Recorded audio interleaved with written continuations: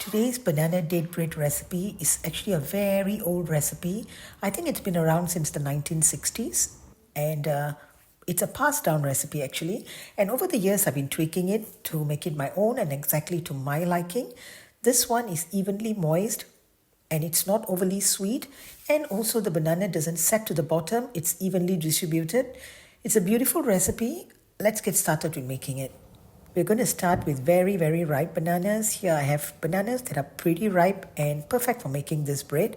And also I have only 3 bananas. We are going to make this recipe just with these 3. Here I have roughly about 350 grams. And to this I'm going to add the dates, roughly about 12 to 13 dates, which we're going to pit them.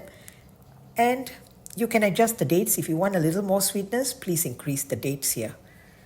And then we're just going to chop them up roughly. The measurements for this recipe will be actually in the description. Now this is ready. We are going to keep them aside. Let's prepare the dry ingredients. Here I have flour. I'm using 00 flour. Please go ahead with all-purpose. To it we are going to add baking soda, salt, and also cinnamon. Mix this well and keep this aside. Now here I have softened butter. You notice they are pretty soft. Okay, to this we are going to add brown sugar. For my recipe, I'm keeping the sweetness very low, so we're only going to go with 50 grams of brown sugar. For me, the banana and dates added enough sweetness. You can adjust to your liking. Beat this up very well. Scrape the sides and go in with 2 eggs. We are going to add the eggs one at a time and beat them. The first one, just give them a beat and then go in with the second one. Beat for another minute, then go in with your vanilla essence and yogurt. Yogurt is going to help give it a light tang and also neutralize the loaf because we have baking soda in it. And after beating them for about a minute or 2, add in your bananas and your dates. Break down the bananas a little and just give them a very good whisk. We want to incorporate the bananas and the dates very well into this.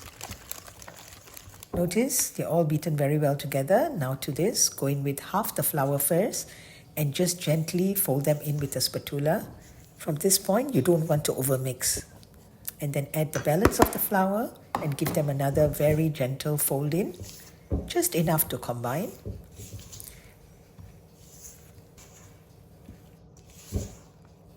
And here I have a 9x5 loaf pan. I've just rubbed some cold butter along the sides and the bottom and added a parchment paper on one side so it's easier for lifting. Now pour your batter in and flatten them out evenly. And give them just 2 gentle taps over the counter. And we're just going to sprinkle a little bit of brown sugar over this. This is going to give a beautiful color and caramelization. That's it, just a very light sprinkle, and go in your preheated oven for about 50 to 60 minutes. Test with a skewer. Once they come out clean, it's ready. Leave them in the pan to cool down for at least 15 minutes, then turn them over to a wire rack to cool completely.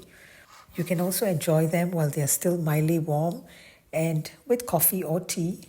On this day, I enjoyed it with a lovely masala chai.